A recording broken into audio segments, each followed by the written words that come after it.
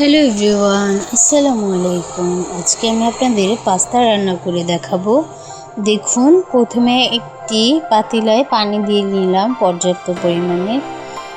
পানিটা ফুটে আসা পর্যন্ত হালকা গরম ছিল। কিছুক্ষণের ভিতরে পানিটা ফুটে আসবে। ফুটে আসলে পানির ভিতরে এগুলো সিদ্ধ হওয়া পর্যন্ত চুলাতে রাখতে হবে। দেখুন, একে একে সব মশলা দিয়ে আমি এটা রান্না করে নিলাম।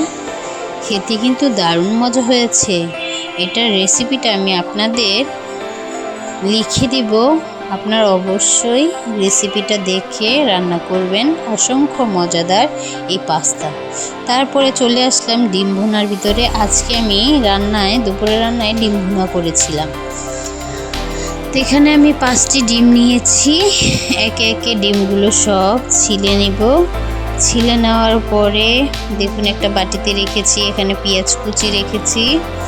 একে একে এখন হলুদ, লবণ, মরিচের গুঁড়া দিয়ে ভালোভাবে মেখে ডিমটা একটা কড়াই বসিয়ে কড়াইতে ভেজে নেব।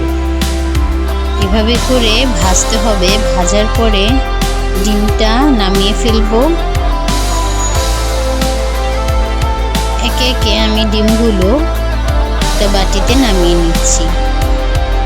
ডিমগুলো নামানো হয়ে গেলে তারপরে আমি এখানে একে একে পেঁয়াজ কুচি দেব।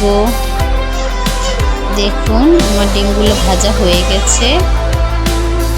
এগুলো একে একে আমি উঠিয়ে ফেলছি। উঠিয়ে ফেলার পরে যে বাকি পেঁয়াজগুলো কেটে রেখেছিলাম সেই পেঁয়াজগুলো আমি এখানে দিয়ে দেব।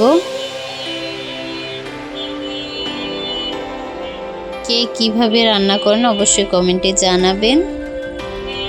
পেঁয়াজ কুচি দেওয়ার পরে পেঁয়াজটা গোল্ডেন করে ভাজতে হবে। দেখুন, আমি এখানে লাড়াচাড়া দিয়ে ভালোভাবে পেঁয়াজটা ভেজে নিয়েছি। এখনো পুরোপুরি ভাজা হয়নি। পেঁয়াজটা ভাজা হয়ে গেলে আমি এখানে দিয়ে দিলাম 2টো তেজপাতা। দেখুন, আমার পেঁয়াজটা সম্পূর্ণ আদা ভাজা হয়েছে।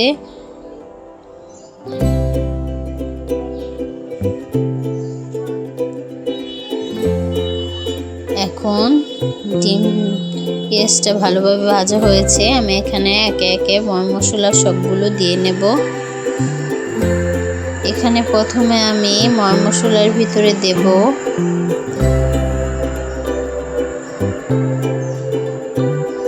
আদা রসুন বাটা, 1 চা চামচ আদা রসুন বাটা দিয়ে দেব। এখানে হলুদের গুঁড়া 1 চা চামচ, মরিচের গুঁড়া 1 চা চামচ, ধনিয়ার গুঁড়া 1 চা চামচ। একে একে সব মশলাগুলো দিয়ে ফেলবো। দিয়ে ফেলার পরে মশলাটা ভালোভাবে কষাতে হবে।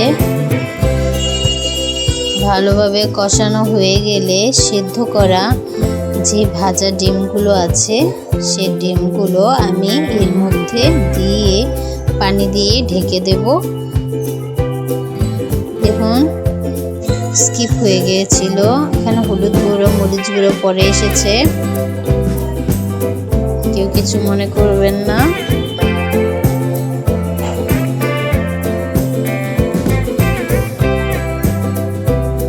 ফাইনাল লুক দেখার জন্য অবশ্যই আমার চ্যানেলটা সাবস্ক্রাইব করে পাশে থাকবেন। দেখুন, ফাইনালি ডিম ভুনা হয়ে যাবে।